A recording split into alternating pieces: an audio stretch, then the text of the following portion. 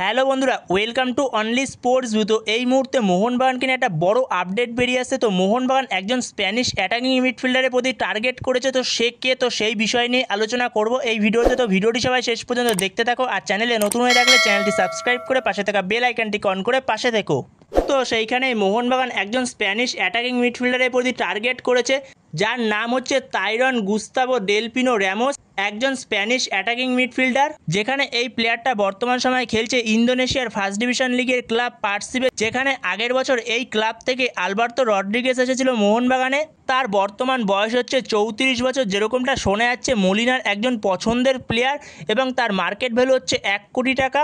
যেখানে তার মার্কেট ভ্যালুটা অনেকটাই কম, যেখানে তার বয়সটা হয়ে গেছে 34 বছর, তো সেই কারণে মার্কেট ভ্যালুটা অনেকটাই কমে গেছে। কিন্তু মারাত্মক একজন প্লেয়ার, তো আগের সিনে দুরন্ত পারফরমেন্স করেছে সে, যেখানে সে একজন অ্যাটাকিং মিডফিল্ডার হয়েও, যেখানে এই প্লেয়ারটা এর আগের সিনে ইন্দোনেশিয়ার লিগে 31টা ম্যাচ খেলেছে। তো 31টা ম্যাচে 18টা গোল আছে এবং 8টা অ্যাসিস্ট আছে। তো 28টা গোলের অবদান রয়েছে ইন্দোনেশিয়ান লিগে।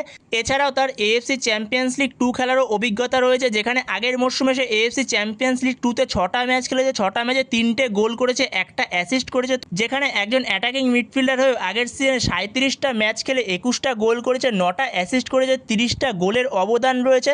তো দুরন্ত একজন প্লেয়ার, দারুণ প্লেয়ার। 34 বছর বয়সটা একটু বেশি এটা বলা যেতে পারে, কিন্তু তাকে 1 বছরের জন্য ট্রাই করা যেতে পারে, যেহেতু মলিনার একজন পছন্দের প্লেয়ার যেরকমটা শোনা যাচ্ছে। তো সেখানে মলিনাই হয়তো সাজেস্ট করেছে প্লেয়ারটার নাম। তো সেখানে দেখা যাক পরবর্তী সময় কতদূর এগোয় এই প্লেয়ারটার সঙ্গে কথাবার্তা। তো সেখানে সব কিছু ঠিকঠাক থাকলে হয়তো আমরা পরবর্তী মরশুমে এই প্লেয়ারটাকে মোহনবাগান জার্সিতে দেখতে পারবো, সবুজ মেরুন জার্সিতে। তো সেইখানে দেখা যাক পরবর্তী সময় এই প্লেয়ারটাকে নিয়ে আর কি আপডেট বেরিয়ে আসে। তো পরবর্তী সময় এ ব্যাপারে কোনো আপডেট বেরিয়ে আসলে অবশ্যই তোমাদের সাথে তখন শেয়ার করে দেবো। তো বন্ধুরা, এই ভিডিওতে এই পর্যন্তই। তো এই ভিডিওতে এই আপডেটটা নিয়ে আলোচনা করার ছিল। তো ভিডিওটি ভালো লাগলে অবশ্যই লাইক, শেয়ার, সাবস্ক্রাইব করতে ভুলো না। তো নেক্সট ভিডিওতে দেখা হচ্ছে, ততক্ষণের জন্য বাই বাই।